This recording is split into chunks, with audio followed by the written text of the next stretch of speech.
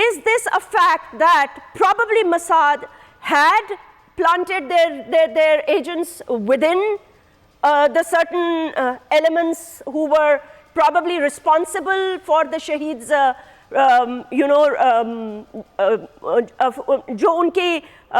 responsibility تھی to take care of him, to make sure he is secure. دیکھیں intelligence security جو ہوتا ہے نا باڈیز، خاص طور پر موساد جو ہے وہ پورے دنیا میں موجود ہے انفارچونیٹلی،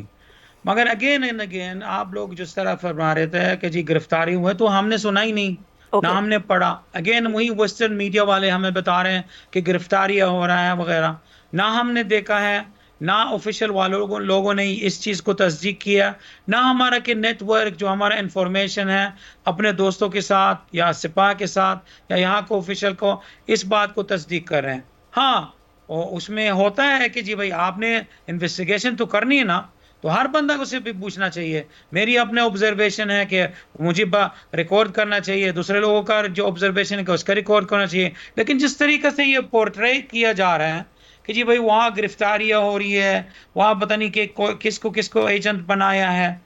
سیکیورٹی پاکٹس ہر جگہ دنیا میں موجود ہے، لیکن اس پرٹیکولر واقعہ کا جس طرح ابھی کانسیکوینسز ہے اور جس طرح کے ٹائم موشن چل رہا ہے، تو ہمیں یوں پتہ چل رہا ہے کہ جی بھائی دے آر انویسٹیگیٹنگ کہ یہ میزائل کہاں سے آیا، یہ پروجیکٹائل جس کو کہاں سے آ گیا. ان کے جو رپورٹس ابھی آیا ہوا ہے کہ انہوں نے یہ کہا تھا کہ شارٹ رینج پروجیکٹائل ہے، جو اس کے ورڈ ہے 7 kg ہے، اور وہ ملک سے باہر کسی اور ملک کی طرف سے آیا ہوا ہے. تو یہ ان کے جو ٹیکنیکل اور آفیشیل نیریٹو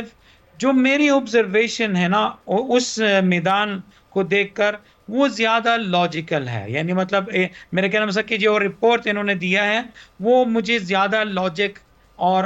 اوتھینٹک لگ رہے ہیں. تو اسی لیے کہ ابھی فی الحال کی جو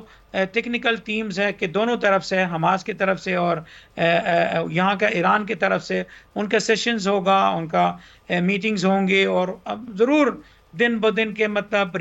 مور